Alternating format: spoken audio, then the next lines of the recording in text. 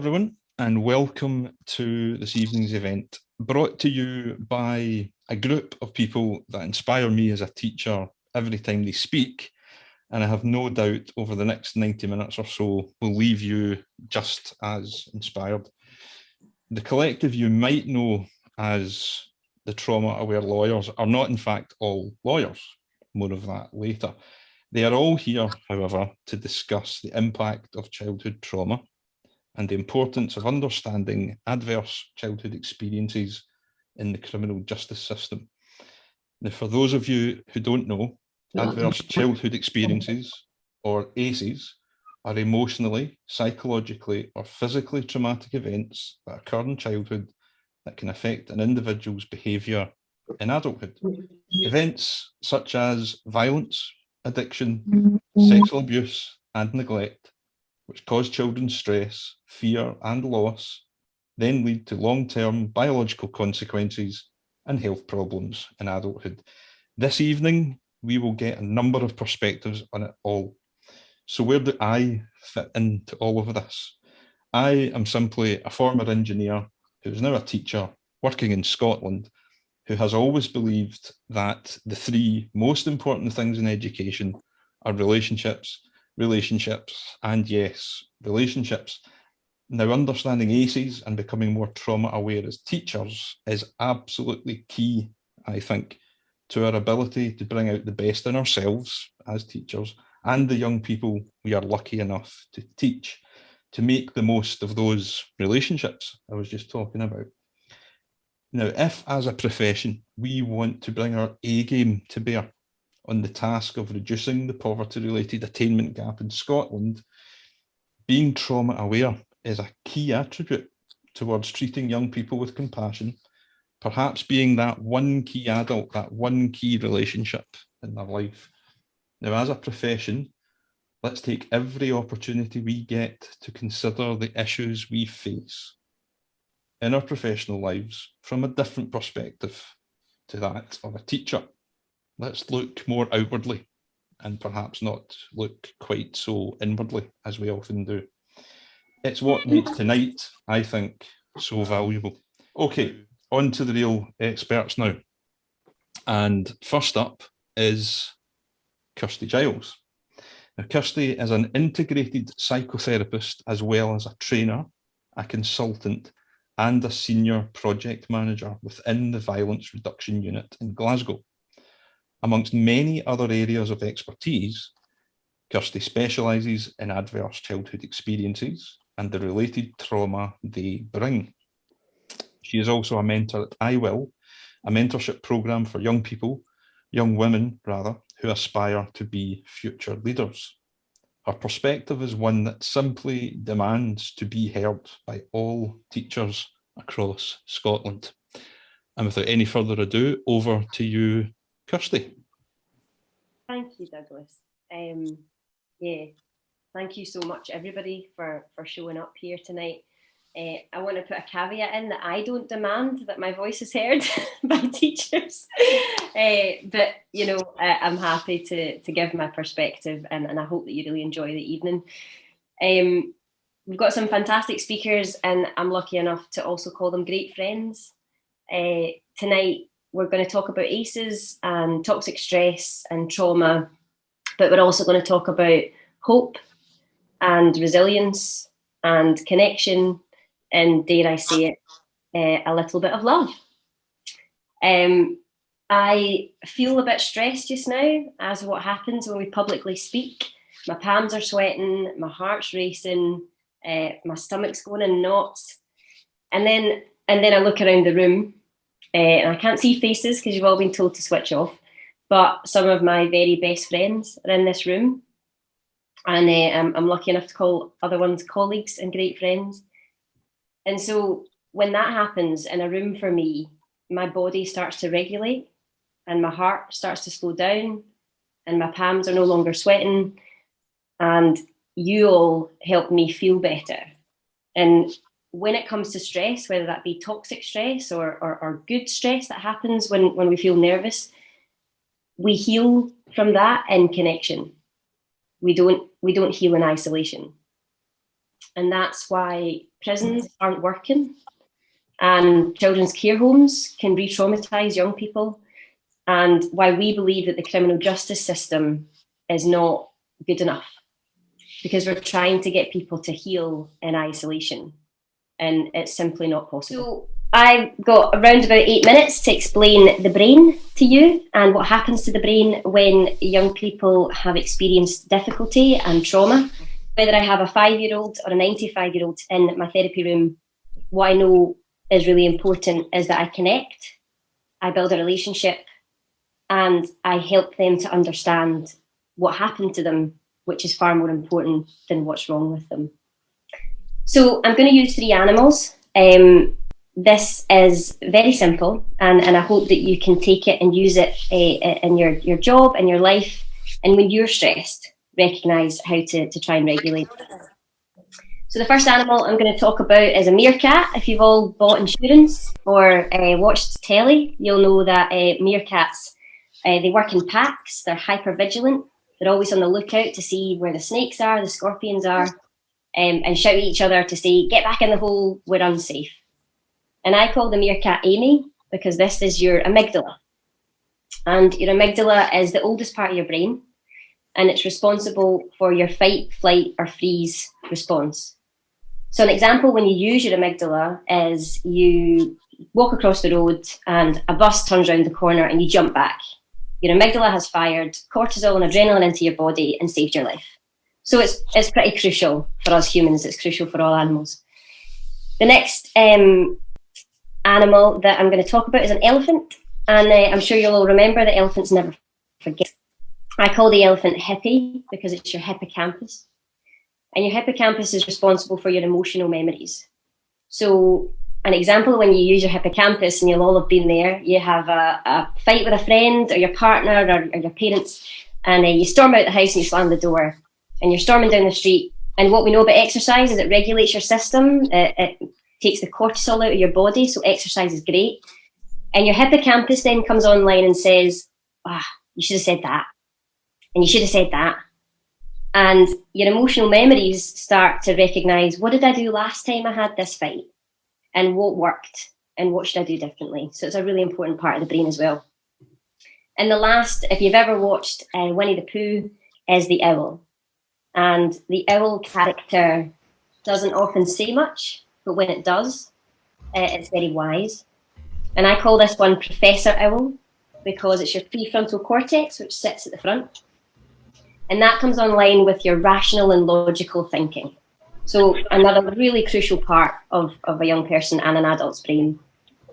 What's really, really crucial about what happens in childhood, and if there's any trauma, what happens when young people have experienced any difficulty in their younger years is their meerkat is constantly awake. And what we know from the science is when your meerkat is awake, your owl flies away. So there is no capacity for rational and logical decision making, whether you're 5 or 95, when your meerkat is online. And we see this in classrooms, and we see it in care homes, and we see it in offices, and we see it as teachers. So when we're trying to help young people to learn, we have to get the elephant and the owl back in the room. What we know about adverse childhood experiences is they build a different brain. And that's really crucial. We're never going to punish young people into a better way of being. We have to connect before we can educate. If some of you managed to watch the Warriors documentary, you're going to hear from the director. And what I love about that documentary, if you've watched it, and if you haven't, please take the time to watch it if you can. Bradley's on a journey in that documentary, and he's on a journey to try and figure out what happened to him. And throughout that process, he meets some wonderful people who not only decide that they're professionals and they get to know about Bradley's really difficult life, but they bring him into the journey and they say, here's what might have happened and here's how it might have had an impact on you. And he grows because he starts to learn about himself. Nobody is telling him what he should think. Nobody is telling him how he should learn. And I think what we might get wrong is that when we learn about ACEs and trauma and toxic stress, we believe that we should carry that message, but that the people that have lived it shouldn't hear about it because we might re-traumatize them. The system is re-traumatizing them all the time. And these people are some of the most resilient young people we have on this planet.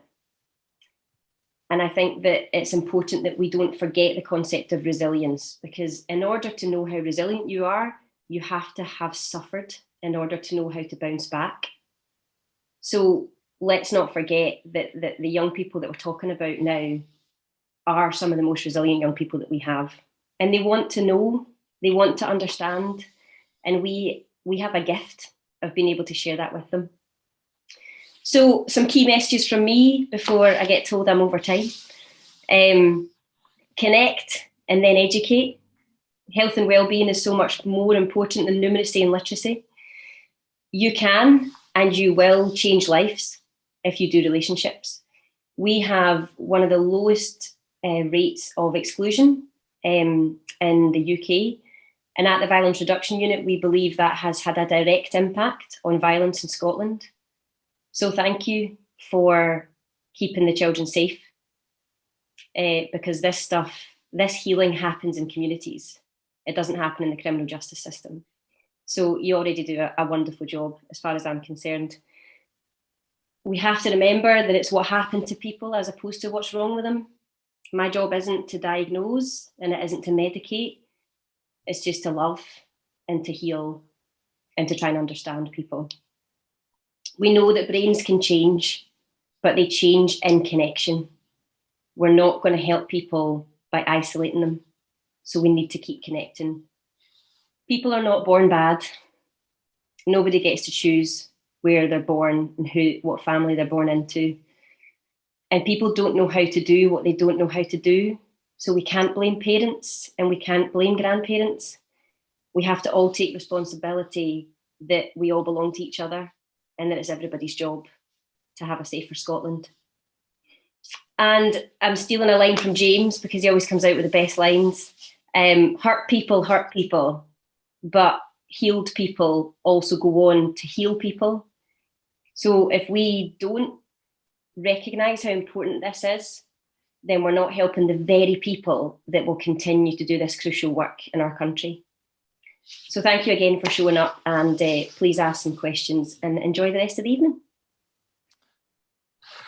Thank you, Kirsty. To say thank you doesn't really seem to do that justice. And what I like about that is you make something which is potentially inaccessible to a lot of people really easy to understand. So thank you. Okay. Next up is Stephen Bennett. Stephen is a multi-BAFTA winning film director. His debut feature, Eminent Monsters, is a film about psychological torture carried out by the UK, the USA, and Canada, and it was screened at the UN Human Rights Council in June 2019 as part of a special event discussing government's use of psychological torture. His films, The Boys of Balakan Rain, and its follow-up 5 years later, Warriors, revisiting The Boys of Balakan Rain, were key in setting Ian Smith, who we'll hear from later, on the path towards pushing for a more compassionate criminal justice system. His films have changed governmental policy and have been used by institutions including the University of Edinburgh, Glasgow City Council, and North Lanarkshire's Looked After Children's programme. Stephen, the floor is yours, sir. Well, thank you, everybody. It's a real honour to be here. So I'm the weak link in this trauma group we've got insofar, but I'm not the expert. So I shall tell you from my perspective and what I saw. So as Douglas mentioned, Warrior started because 5 years before that, I'd made a series about kids in care. And I spent a year getting access and a year filming kids. We filmed something like Well, I filmed rather maybe 10 young boys who were all aged between 11 and 14. In later years, I was kind of really became quite obsessed with what happened to those boys. They'd made a huge mark on me. It was a very big passion project, prison. And Bradley, as Kirsty mentioned, who leads the film, if you watch it, he was the one person that hadn't gone to prison. He'd come very, very close with some knife incidents and other kind of calamities. And so I began to try to think about, is there a film trying to find out what had happened to these boys and what was the process? And at that point, all I was looking for is what is a causal link between care home and prison, thinking that was a film. As I began to research it, you began to realize that actually it's about trauma and how trauma seems to sit in their system and can't evaporate over time, in my way of thinking of it. And so I began to look at them, talking to them, and then Bradley and me really started connecting again as adults. At that time, he was 18. And we went on a road with Bradley to try to discover what had happened, and he met some of his old friends. One of the boys who had filmed when he was 11 was in Polmont, and some of the other boys weren't out. So we filmed the boys who were out. And what we began to see was like, it typified some of the trauma ideas that my colleagues have been talking to me and teaching me about, which is you had Ryan, who was a sort of firebrand when he was younger, some significant issues with drugs in the family when he was growing up. And then he somehow wasn't able to sort of cross that divide of into adulthood and get away from chaos. And forgive me if I get my language wrong, because I'm not a social worker, so I'll just take it from my perspective. And then we had Paul, whose brother was also in care, and he had other brothers. He had 5 other brothers in care as well. And he was trying to live his life. And so we were trying to see what is happening with these people. What's the common denominator? Gradually, as I began to work with one of the joint heads of the then Violence Reduction Unit, John Carnacan, he started talking about warriors. And if you were born into a warrior household, you become a warrior, which is where the title comes. So that's what the film is trying to be about. More and more as I look at it now, you begin to see actually is a good example of how trauma seems to, from me, kind of marinate in people. They find it hard to get out. Bradley is a really good example of one person caring for him. His uncle cared for him. Bradley was passed around many foster homes. And so but he seemed to be out of that maze.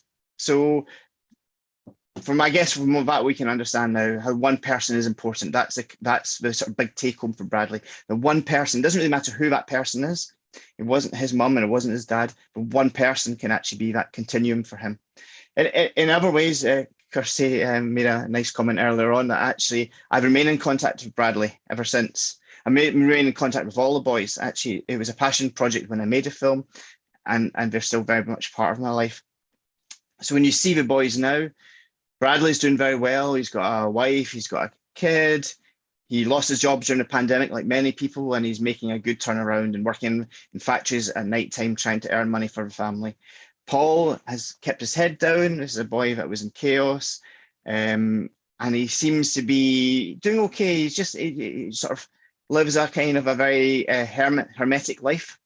Ryan, unfortunately, he never managed to conquer his chaos. So when I filmed him in Warriors, he was going into prison and just come out of prison for attempted murder, for stamping on a person and sort of from other drug and alcohol induced kind of crimes. And now it would appear that he's back inside from drug issues. So my take home would be that we can all make it. One person can be the link. Doesn't matter if it's a teacher, it could be a modern studies teacher, and it could be a chemistry teacher. It doesn't really matter, but one person can be that person. And it's a huge honor. It's a huge honor to still continue with these people. Maybe it's worth sharing a story that I've never shared with anyone before, which was when I originally filmed Bradley in 2000, and this is where I'll get all teary because it's also about my past. So when I was filming Bradley in 2007, he asked me why I was filming him, because it was just a zoo, to him. And I was trying to explain and, be an adult to a young man, a young person. And then I realized I nearly went into care myself. My mum wanted to put me in care. My dad, so you can feel everything that Kirsty mentioned as I'm feeling now. It's intensely uncomfortable. But the honesty of it was that when my mum wanted to put me in care, I don't know if I can do this actually. This is mental because I've not talked to this story. So a doctor said, what I need is a dog. And that dog was my person that saved me. So there we go. Douglas, I'm in a mess now because I've never told this story outside us. But this is what you're doing in this modern studies is so important. Because if you can be that one person that reaches the people, then we're all winning here. We're all saving people. And that's beautiful. So thank you. I'm sorry, yeah. That's my wee dog there. I don't know if you can hear me, but that's my wee dog Kim there. And that's my wee dog Kim was the person that saved me. Stephen, listen, I think everybody in this room loves you. I know the panel all do. And I think that's just made it even a more deep feeling than it was before. Yeah. So fantastic, mate. Thank you. This is exactly why this is important. Yeah. Right? Because if it's hard for me to share that, I'm an adult, I've got 2 beautiful kids, I've got a wife, a new dog and stuff like that. If it's hard for me to share that past, then I can only imagine what it must be like for young Bradleys, young Ryans, who don't have a feeling of safety. I'm an adult now, I can look back at that chaos, you know. Yeah. Anyway, so fantastic. Thank you so much. Fantastic. Listen, folks, if you were in any doubt as to the value of this evening, I think that's already been dispelled after listening to Kirsty and Stephen. And now we're going to hear from Melissa Rutherford. Now, Melissa is one of these people that makes you wonder where she manages to find the time and energy to pursue all the things that she cares about with such passion. She is a director at Rutherford Sheridan Law, was a trustee of Join the Dots, an organisation that seeks to provide a better start for Scotland's children, and is now a trustee with Indigo Childcare Charity. She, like Kirsty, is also a mentor at I Will, and after hearing her speak, it won't be difficult to understand what makes her so effective in that role. Melissa, over to you. I don't think I can top that introduction or Stephen and Kirsty's talks. I'm just a lawyer, guys, so don't be getting any ideas that I'm something that I'm not. I'm here just because I'm passionate about this and I want to share what I've found in the last few years with everyone. And I hope that after hearing all of us tonight, that everyone will want to go out and share what they've learned with everyone else. So thank you for coming, first of all, and thank you for listening to us all. I'm sure you've all got tears in your eyes after hearing Stephen's story, so I'll try and keep it together for my part at least. So following on from Kirsty's scientific description and Stephen's film, I guess it's where does Warriors fit in? Where does ACES fit in? And my hope is that the future of my work is that I don't see your students in the criminal courts and that they go on to do different things. So adverse childhood experiences can quite simply be broken down to something stressful that's happened in a person's childhood. Douglas said at the start, these can be domestic violence, a parent leaving the family home due to separation or divorce, a parent in the household having mental health problems, the child being a victim of abuse, either physical, sexual or emotional, or a victim of neglect, a member of the child's household being in prison or growing up in a household that has drug or alcohol issues. And many people will be familiar with these sorts of issues. In addition to this, since the study was undertaken in 1998, there have been further stressful events that can be categorised into traumatic incidents such as bereavement, the death of a close relative, bullying, homelessness, poverty, and even violence in the community where the child or the family live. And why that's important and why that translates to problems to the criminal justice system, to addictions, is because the higher number of these stressful events occurring in a child's life, the greater the risk of the child experiencing poor physical and mental health and negative social consequences in the future. and that person may be more likely to engage in risk-taking behaviour that can lead to violence, can lead to alcohol, to addictions, and to ultimately presenting in the children's panel system, and unfortunately graduating to the criminal justice system and to prison. And as we all know, that Scotland has the highest prison population in Europe, and clearly it's not working. So I guess I'm here to give you the bold statistics that always, no matter how many times I talk about them or think about them, it always brings it home. So someone that has suffered 4 or more of these traumatic incidents in childhood can be 14 times more likely to have been the victim of violence in the last 12 months, 15 times more likely to have committed violence against another person in the last 12 months, 16 times more likely to have used crack cocaine or heroin, and 20 times more likely to have been in prison at some point in their lives. So that these statistics link in with the criminal justice system, with Stephen's film, with Kirsty's description of what happens in childhood affecting your life in the future. However, importantly, and here's the hope, these poor outcomes aren't inevitable. If there is one adult that a person can have a relationship with that can help them through these negative, difficult times in their life, then these outcomes can be avoided. But the buck stops with everyone in society. So we need to be working together as a group, a multi-agency approach. And that's not just words and buzzwords and phrases that we hear every day and tune out as soon as you hear them. This is what we have to do to make Scotland the best place it can possibly be, to have a safe society, to make sure our prisons are empty, or as empty as they possibly can be, and that our young people aren't continuing to be put in these horrible situations as a result of something that they didn't have a choice of at the start. People have done things because they've had bad things happen to them. They're not bad people.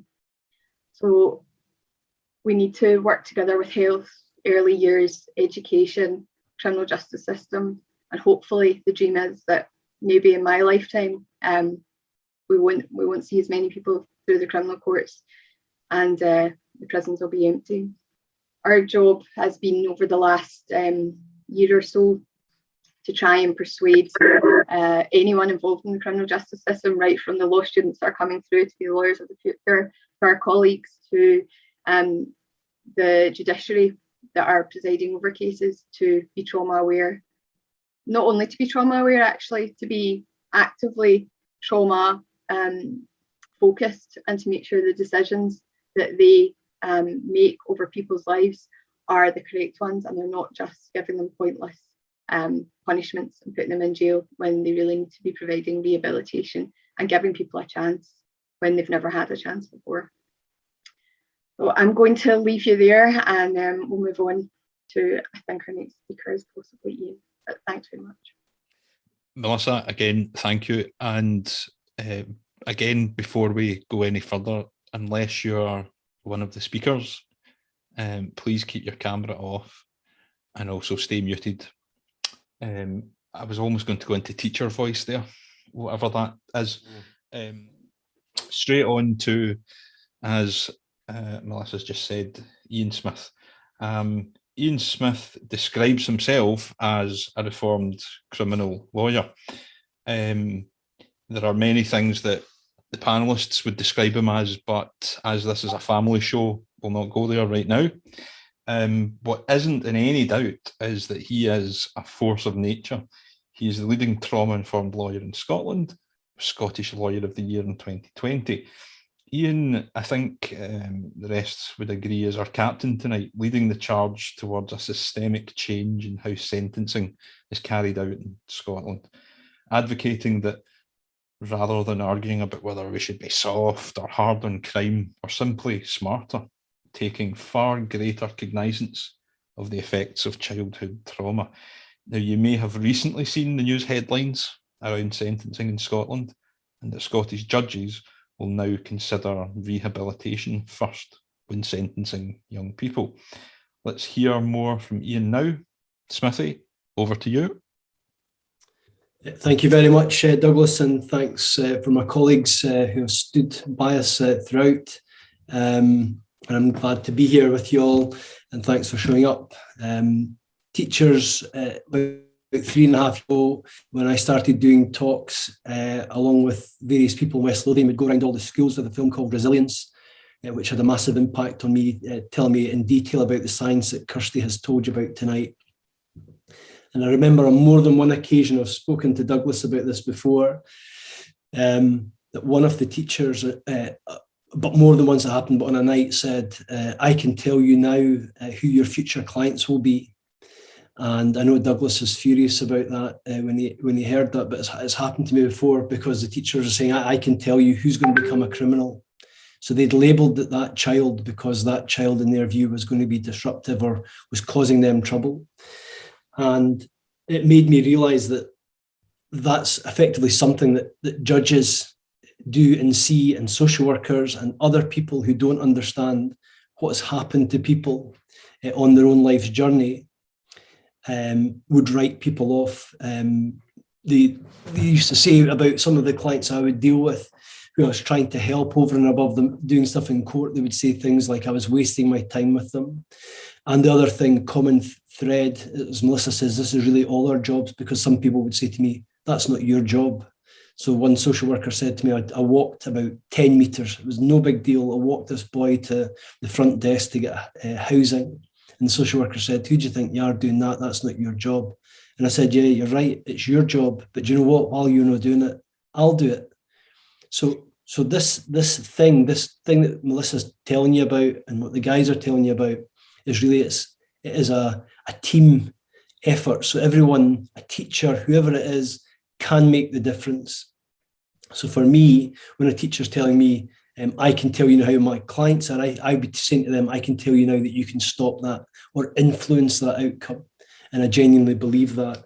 But it takes us as professionals to change, to make the clients that we deal with change. And in my world, and Melissa's world, and Tony, who's not here, and I think Nadine's with us as well, who's one of our team, is that the big task we've got is having to tell people who probably are cleverer, more clever than we are, telling them something that they don't know, and this is the judges, and they don't know what they don't know, and that's absolutely fine, but they don't want some wee guffy lawyer from Livingston telling them about the things that have happened to my client, because it's easier to label people and view people in a way that treats them as junkies, scum, neds, and all the things that are in a lot of the red tops. And a wee bit like that with teachers, if you just see somebody as a bad kid, then in some ways it might be easier to deal with them because you write them off. But as soon as you know the thing that is making them be disruptive, or in the criminal sense, commit crimes or take drugs or become addicted to alcohol or drugs, when you know these things, that's when the hard stuff starts hitting you, because you realise your unkind response, your writing off response, the way of treating people becomes a lot more hazardous. And these are the things that Melissa and I and Tony and Nadine are flashing before judges, saying, well, what you need to know, and I'll tell you, there's actually something that happened to me today in court, but what they need to know is all these painful events that happen to my clients to shape them in a way. And these are explanations, not excuses for what they do.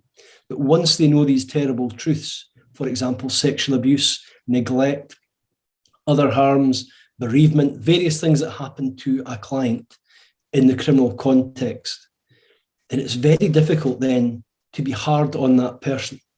Now I'm dealing with a young lad who I've persuaded to go to college. There's another lad, not the one that was on the TV, and he was up today in court, and the judge, he's breached an order, so he's kept in the house. So it's very difficult for him because he's got ADHD, he doesn't like to sit still, and the judge deals with him by sticking him in his house every night. That's his punishment.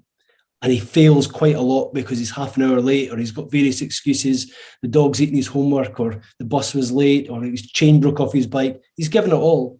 And he said to me today, do you know what, Mr. Smith, your client is the luckiest person in this court I've ever met. He's about to retire. I was so annoyed. I said, do you know what? He's actually the most unlucky boy I've ever met out with this court. He's been sexually abused by his stepfather. His mother doesn't believe him, so she's disowned him. His brother hates him because said that about his stepdad, who's the other boy's natural father. and he hates himself. The boy hates himself, and as a result of hating himself, he takes Valium and drugs, and he behaves poorly. For that, the thing makes me mad, and I told him he was out of order, and that's what we've got to keep doing, and that every day is what me, Melissa, and Tony do in the criminal context, and Nadine does it in a civil context. So it's just to put that into some sort of perspective of why we do that. For us, as I say, the root causes of some criminal behaviour, and a lot of what we see every day in court, it relates to people trying to cope with their pain. So in respect of people taking heroin and alcohol, as James will tell you, these are painkillers. These are removing pain. These are not about enhancing it or making you happy.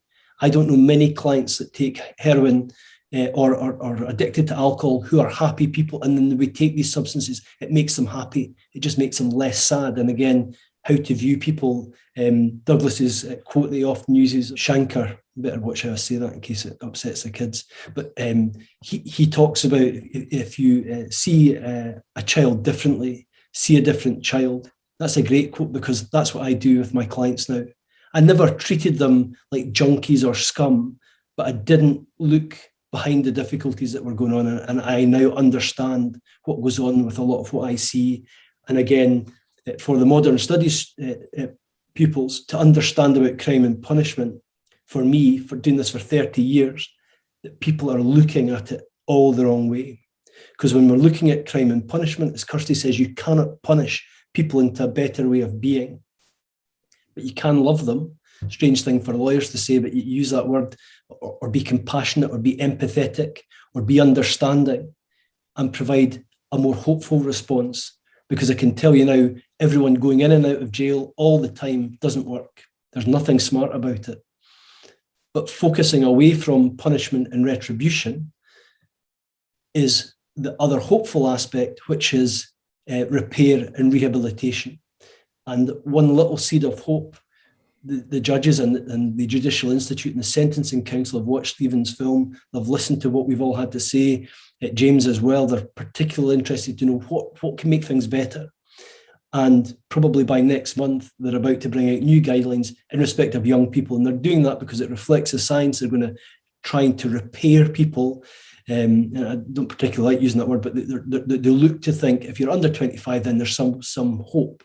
Now, there's hope for people beyond that, but we'll take that just now. They're going to change how they're dealing with people. But most importantly for me is that the judges are going to be forced to take into account trauma. Now, rather like you teachers, if you don't know about how that works and what it's about, then you're not going to be able to respond to it, but they're going to force the judges to be trained as well. So there is some hope in our rather savage system, as well as having the highest prison population in Western Europe. The other sad fact for Scotland is we have amongst the highest drugs deaths per annum per capita in the world, which is shameful. Or 3.5 times more than England and 3 times more than anywhere else in Europe. So 10 times roughly more than anywhere else. And I've got to look at the reasons why for that. And as I say, James might tell you more about addiction and where that comes from, but it comes from a place of pain.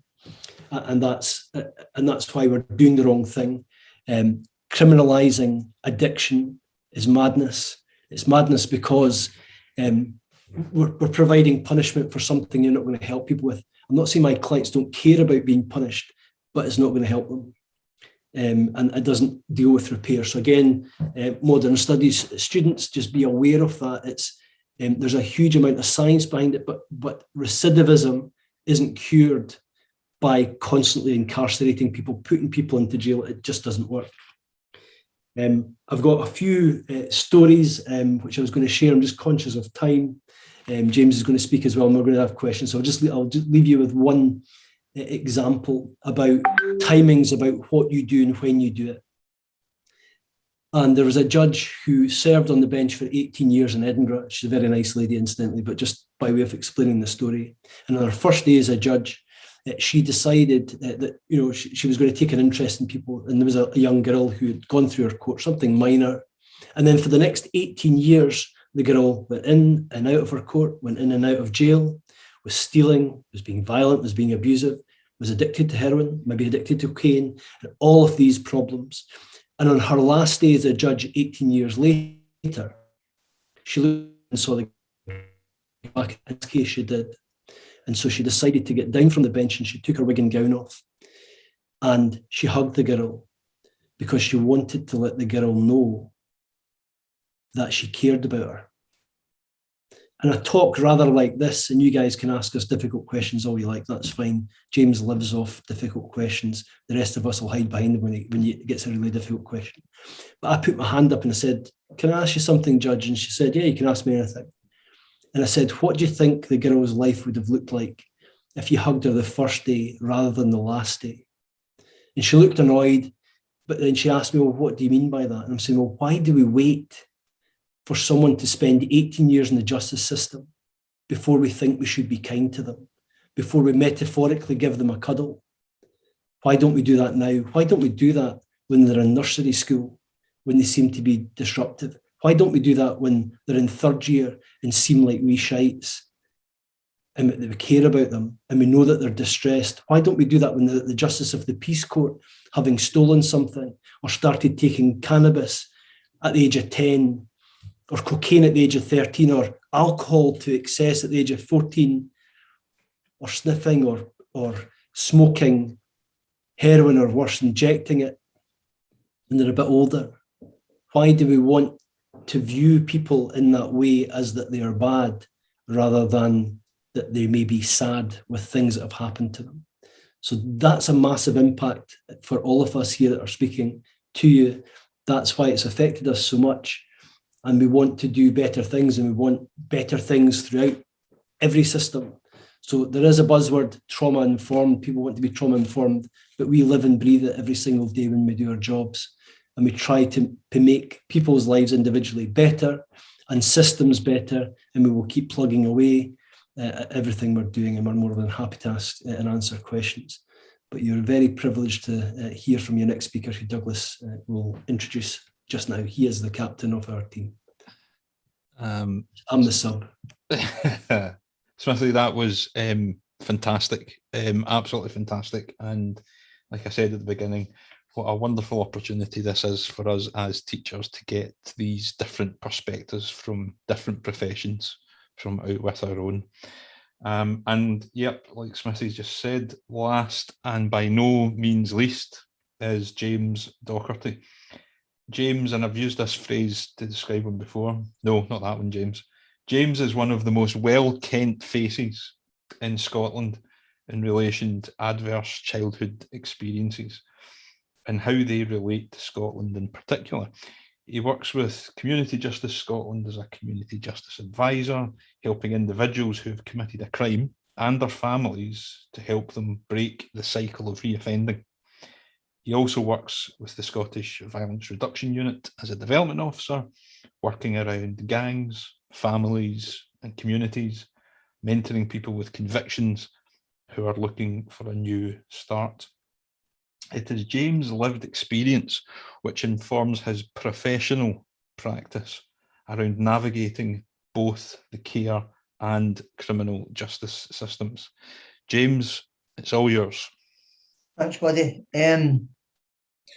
So obviously, I wanted to touch on something first. Obviously, it is nearly 7 o'clock at night, and I know that the people involved in this only do it because you care, because you don't show up to things like this at 7 o'clock at night unless at some level you care about the people you're trying to be in support to or provide a relationship to.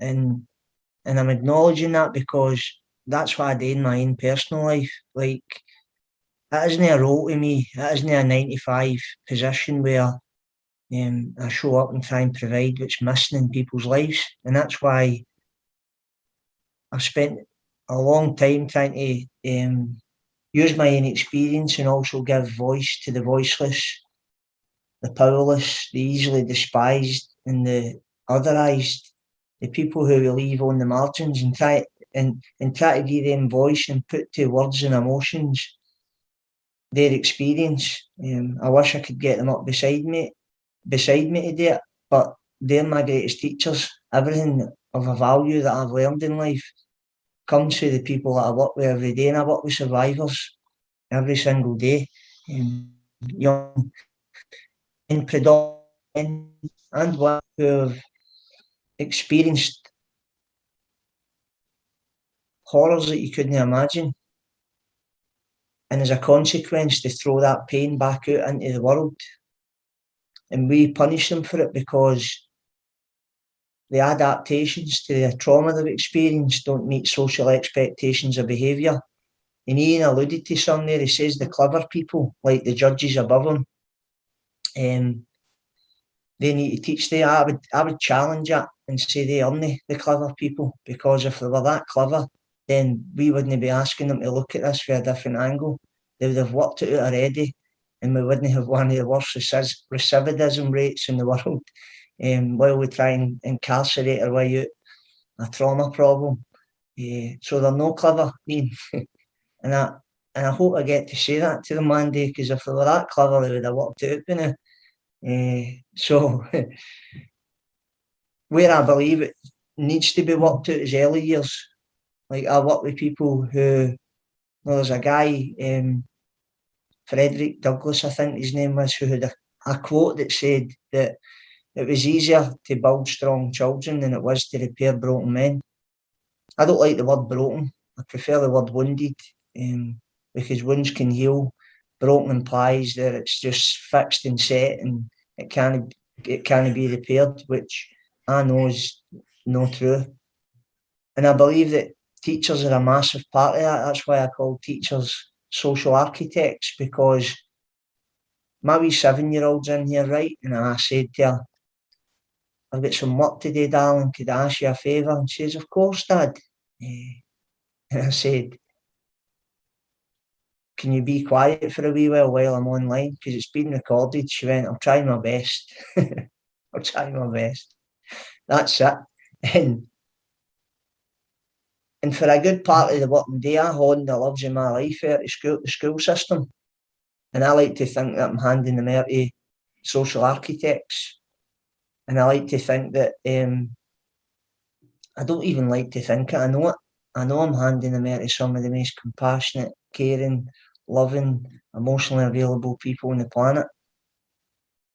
And I think the school environment is a massive opportunity to pour into the young lives, which would otherwise be missing in the family home, because we don't know what happens behind closed doors. I was brought up in a house where what happens in the house stays in the house. It'd be good if it stayed in the house, because when I went into school, it spilled out my sideways everywhere. I just couldn't articulate it in words or emotion exactly what was going on. I displayed it as an overactive stress response. My ability to take on entertainment was limited because I was so stressed. I was a class clown.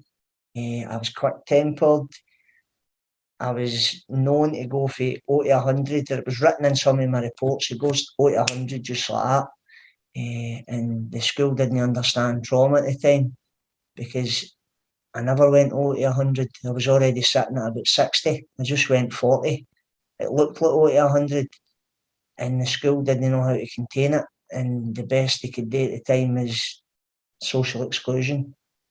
And I already felt massively socially excluded, because I had disconnected from any sort of loving, healthy relationship with myself, evidenced by the fact that by the time I'm 11, I'm taking drugs, I'm smoking cannabis, and if I can get my hands on it, I'll smoke it every day. I don't know that cannabis is an analgesic, which will saturate an overactive stress response and make me feel more comfortable in the world. And that's a sure symptom of dysregulation. So I know that the school environment's one tool, because human beings are herd animals. And the herd instinct's one of the most powerful attachment dynamics known to man. It's the need to be needed, wanted and loved, and to be part of something. And that's why I understand gangs and how people end up in gangs. It never occurs to people that being in a union in a school's a gang, or the police are a gang, or Glasgow City Council's probably. And and all the attention gets poured on the young, but nobody ever looked at what's happened to these ones. What's happened that we feel the need to go in and punish them and socially exclude them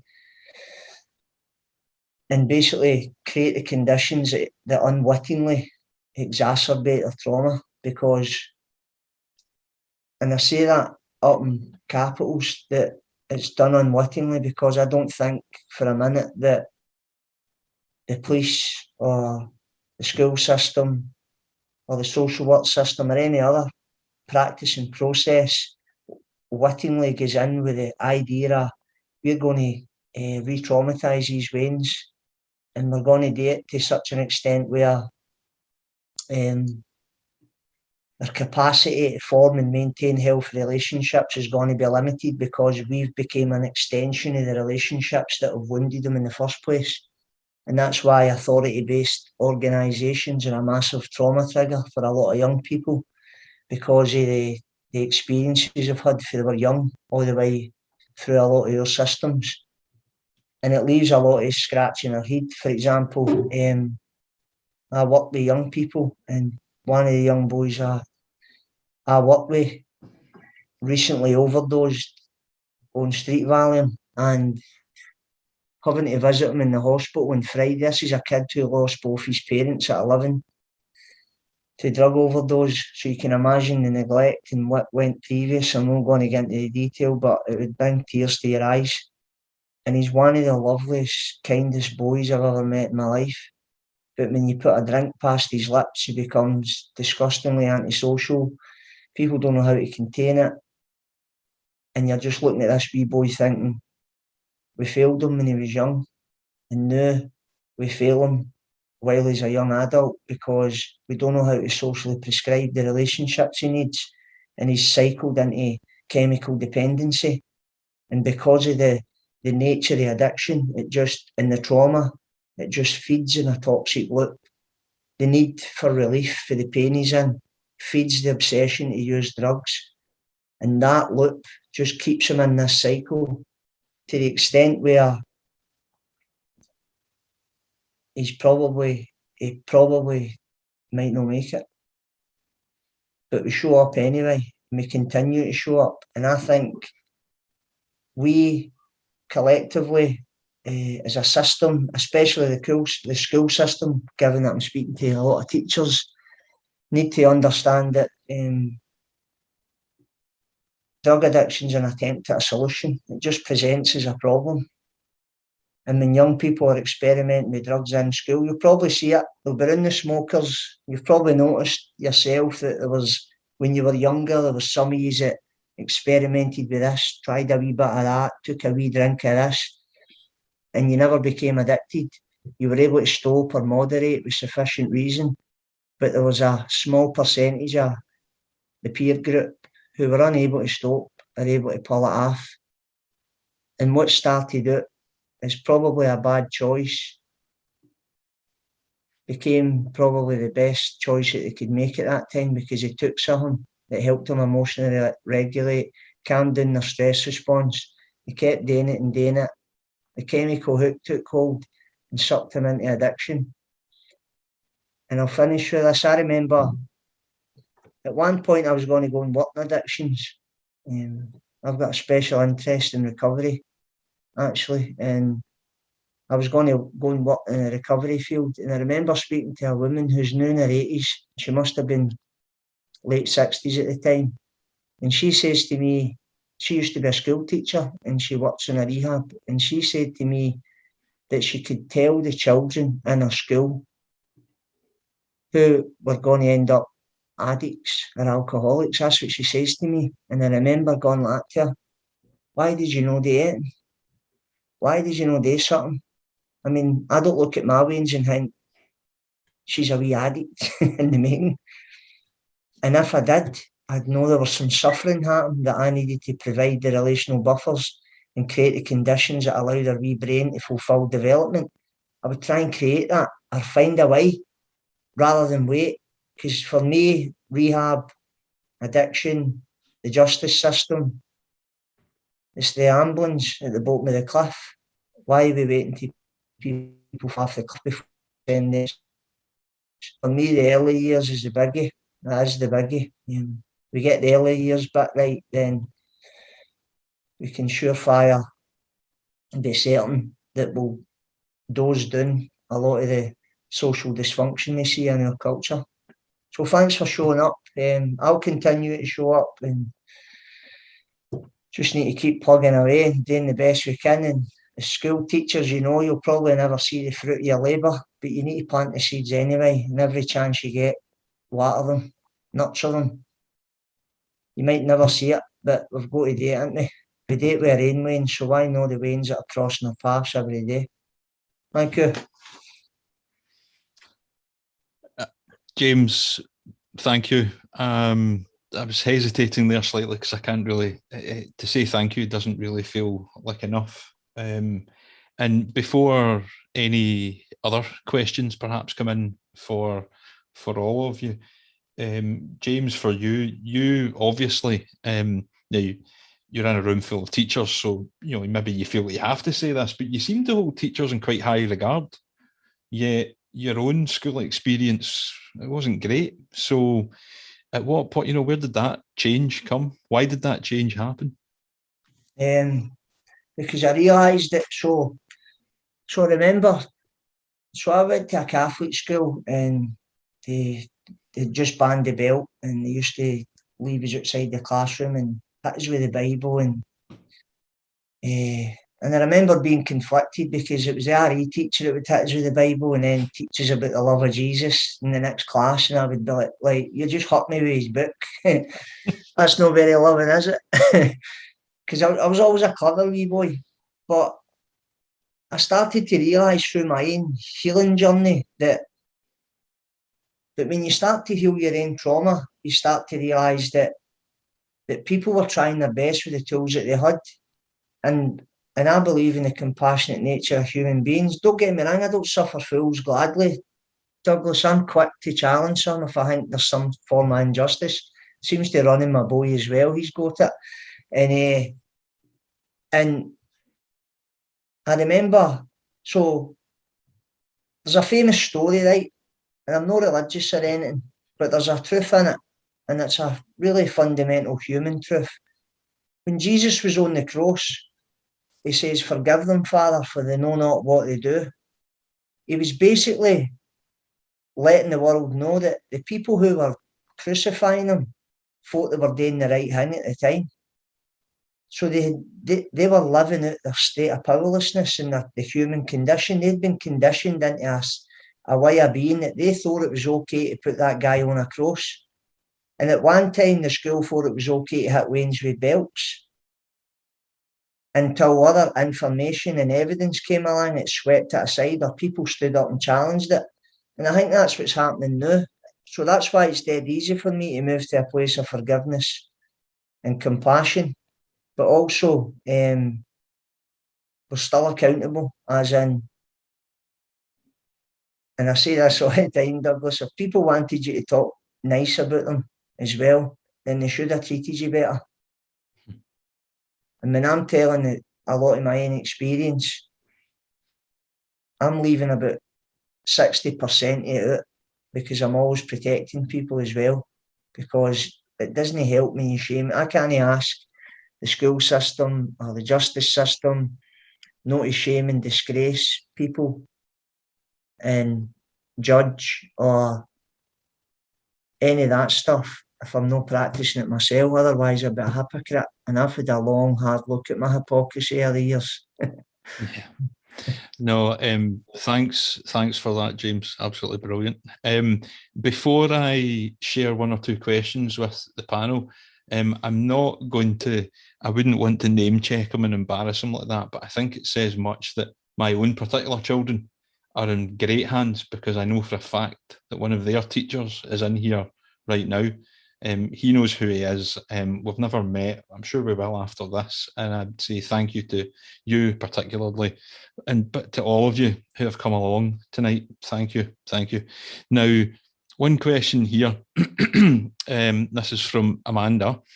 I think many professionals in society in general are scared of or exhausted by children, teenagers, adults whose behaviour is the result of the lives they've already lived.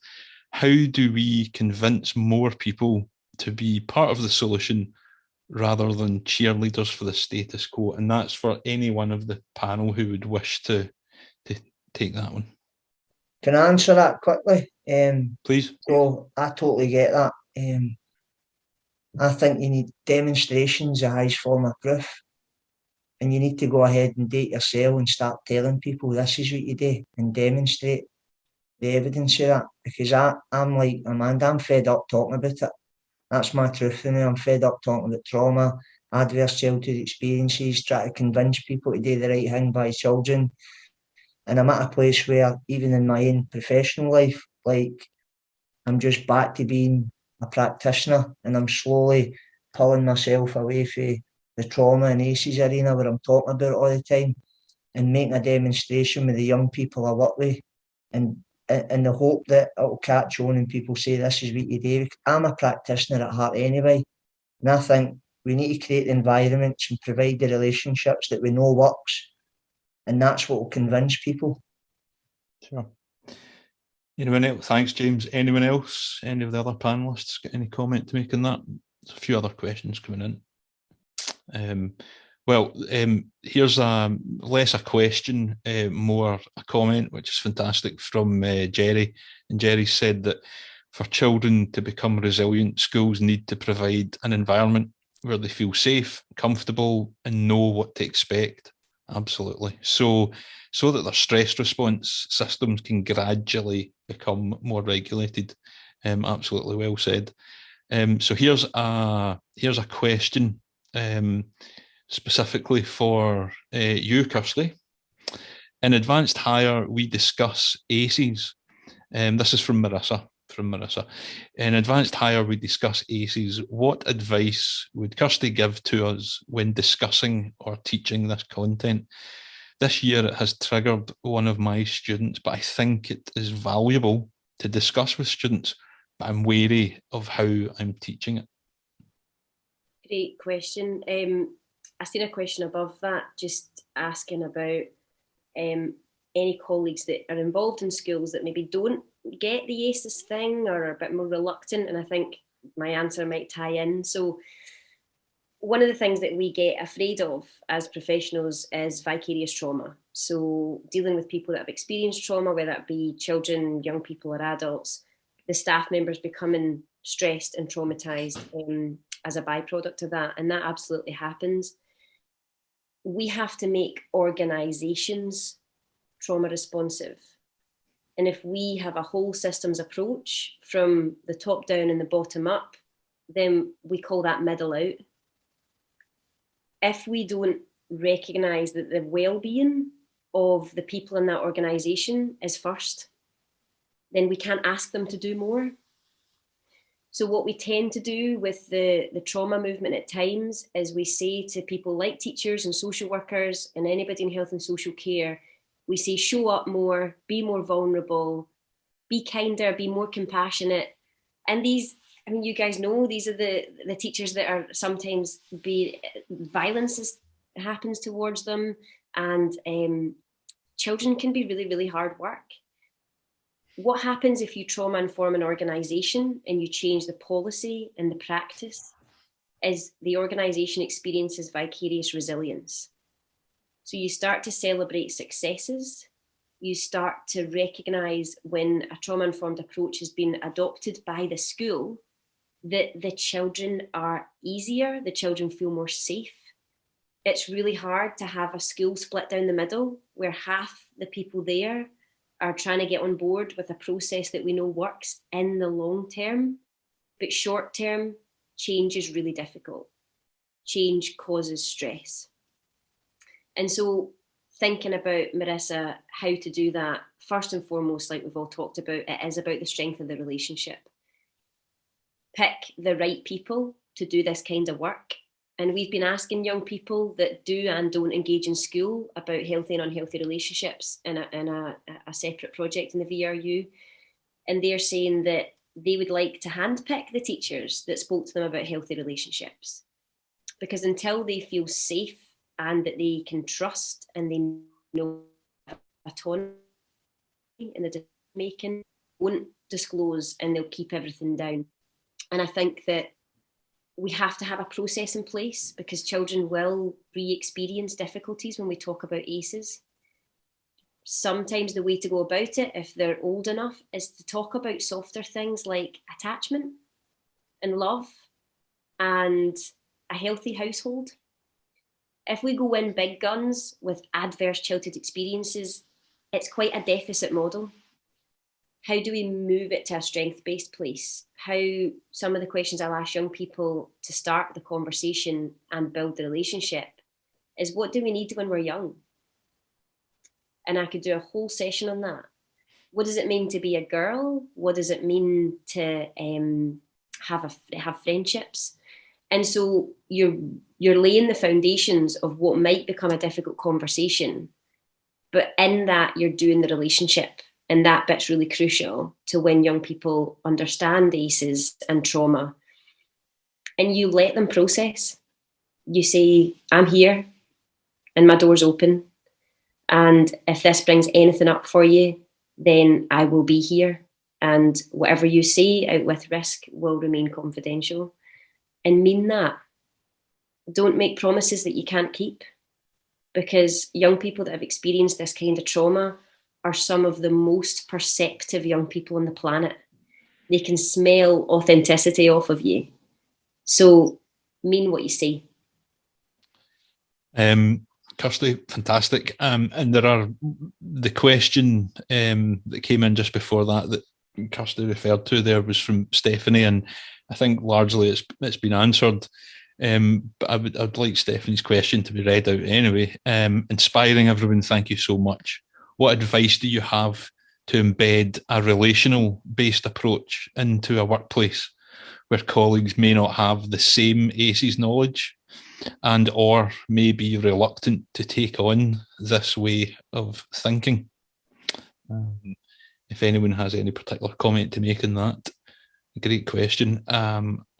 Here's another one, and this is a really interesting one. Christine's asking, to what extent is it important for children to understand they have experienced this trauma? How does this education / conversation come about? Does understanding where their own behaviour may stem from help them to regulate? Stephen? So I'm only going to say, in terms of my understanding from Bradley's story, for anyone who watched, because I think it's a brilliant question, Bradley's understanding, Bradley's development, and Bradley's sort of reaching out to the world after understanding what happened to him. Because if you see Warriors, there's a point where I take him back to his house. Up to that point, he thinks the trauma comes from care home. And then when we went back to his house, which happens to be flats in Sight Hill, he goes within what must be 18 seconds, and he regresses from being an 18-year-old man to a young boy, unable to even put a seatbelt on because he's so traumatized. And after that moment, when he starts speaking to John Carnican of the Violence Reduction Unit and then meets Suzanne Zedek, he begins to understand what happened to him and begins to be able to put it into a kind of like a timeline of what his life was before care. And the impact was massive on him. I think that's one of the things that's allowed him to develop his life more than any of the other boys I filmed.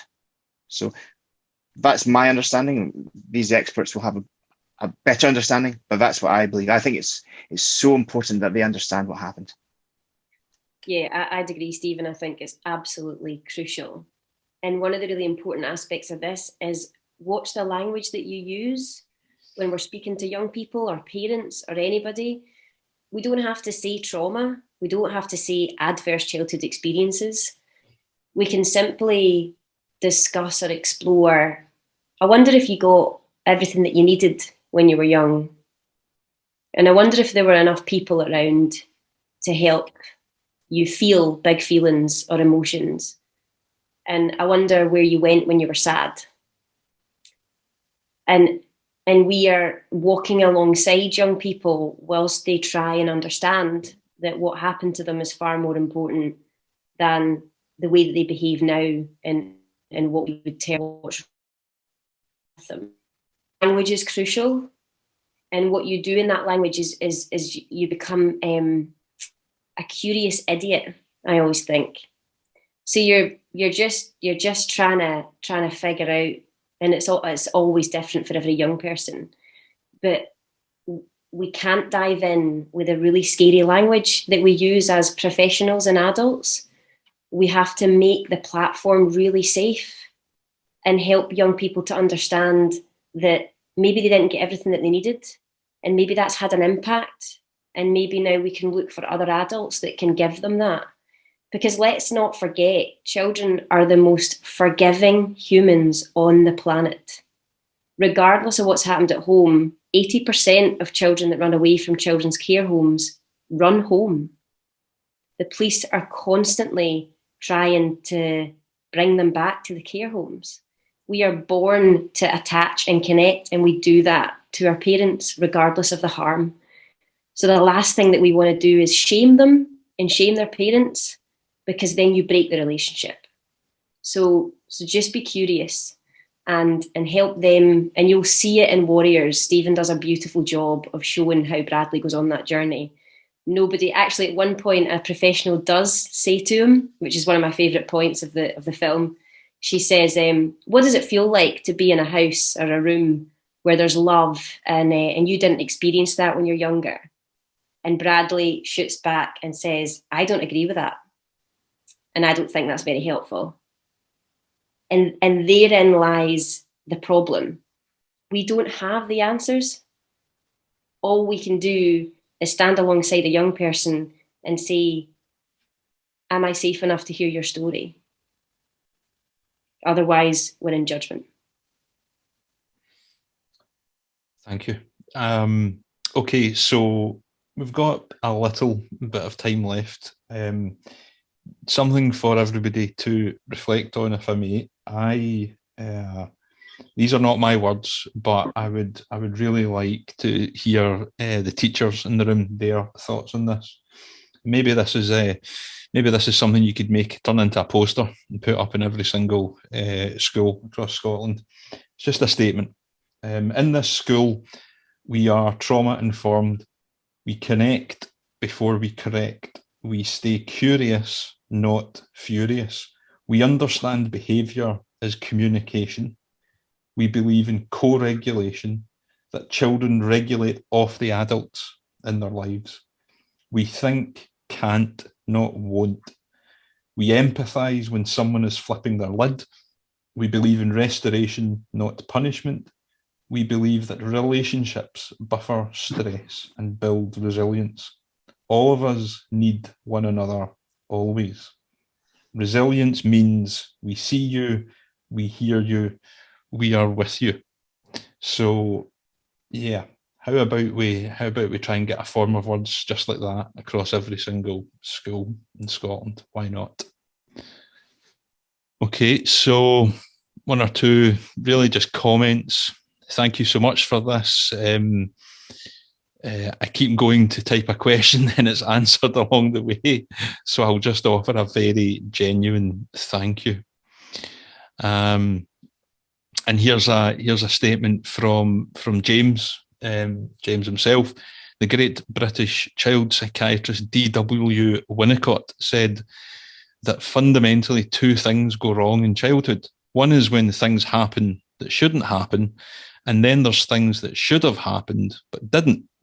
We have a tendency to get stuck on the stuff that happened that shouldn't have happened.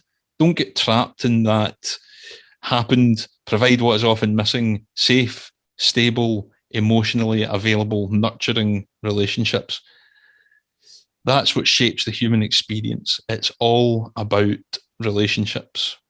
Look for who's doing relationships. Couldn't agree more, James. Absolutely. Another comment there, echoing Kerry's comment from earlier on. Just brilliant. Thank you. And I would maybe ask the panel myself, what is the best way for the teachers in the room to take the messages that they've learned or they've taken tonight? What's the best way for them to take it forward? big Tony's not here, unfortunately, with us, but Tony's very good at reminding us all about we can learn about trauma all day long, and we can realise about the science and see a distressed child.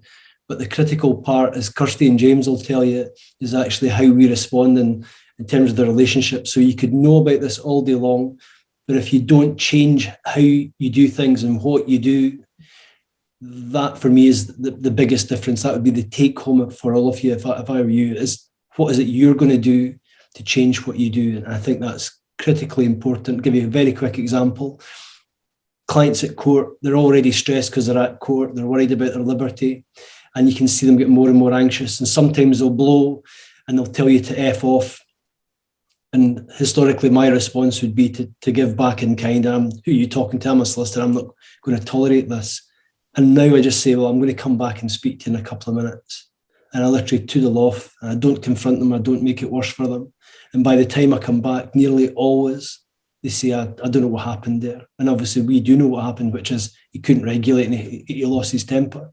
I'm just, that's a massive thing to do, something I wish I'd done more when my children were growing up, rather than shouting at them. So I think what we do is important, but I think you can be trauma informed all day long, but if you're not trauma responsive, that's the most important thing.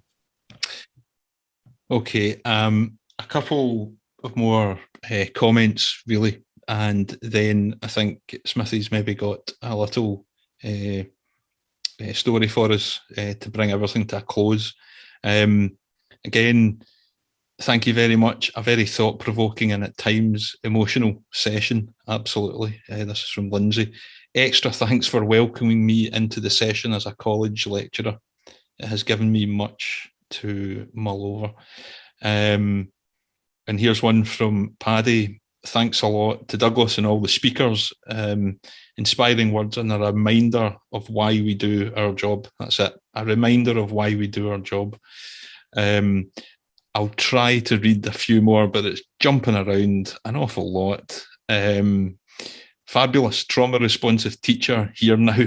Thank you all. Thank you so much for organising. This has been so helpful and looking forward to discussing with colleagues. Thank you for all your hard work. And I think just one, before I hand over to Smithy to bring us to a close, a comment here from Stephen, and I hope he doesn't mind me sharing this. I always wonder how we could have helped young 11-year-old Ryan from Warriorsmore. By the time he was 18 years old, already 2 years in prison. Now he's 28 years old and he's back inside after becoming chaotic and involved in drugs. And I think to answer that from a teacher's point of view, we just have to keep doing the job that we're doing. And as James said, keep turning up. We could go on all day with these comments. All of them are absolutely fantastic. But I would just like to, before I say cheerio to everybody, hand over to Smithy for a few wise words before we say cheerio. So just lovely comments there from all the teachers. Unfortunately, if we were only relying on the teachers for the comments, then we could go home feeling we can pat ourselves on the back. But obviously we're doing these talks for, in fact, the students who might be sitting there going, this is a load of pish. And hopefully they're not thinking that, and hopefully they're going to get something from this. But it is important what we do. And I'm going to tell you a wee story which the teachers will cringe about and you guys will probably cringe about as students, but I'm going to tell you anyway because it's important. And it's about seeing a wee boy is on the beach. He's at Largs and he's on the beach and he sees there are thousands of starfish washed ashore and they're dying. So he decides to start throwing the starfish back into the sea. And a wise man, we'll call him a judge. As James says, they're not always that clever. So this judge, this wise man, comes along and says to the wee boy, son, look, there are thousands of starfish on this beach. You'll never be able to save them all. You're wasting your time. And the wee boy bent down and he picked up another starfish and he said, well, I've made it. You students that are listening to this, the people I work with, the more of us that land on the beach and understand about trauma, the more starfish or people we can help improve their lives. Because if it's just us doing it for example, the trauma aware group that we're in, then we're not going to get very far. But if we spread this message, we get the judges involved, we get the police involved, social work, teachers, educators, nursery teachers, nurseries, doctors, everybody, then we'll be a much better society. And you as students might think, well, what the hell can I do? I'm just a 6-year, 5th-year student. Well, actually, you can start caring about the person you might see as a bully at school, viewing someone, thinking, maybe not look at them as bad people, but think, wonder what's going on in that person's life. You don't need to inquire about it. You don't need to ask what's going on, but presume that something bad is going on, that something has happened to them. Very much for allowing us to speak. Wish you well with your studies, and good luck. Thank you very much. And I am going to bring the recording to a close. If I could just have a quick wave from all the panelists. I can see you. Give us a wave. Excellent. Cheerio, everyone. Thanks very much. And we'll see you again soon.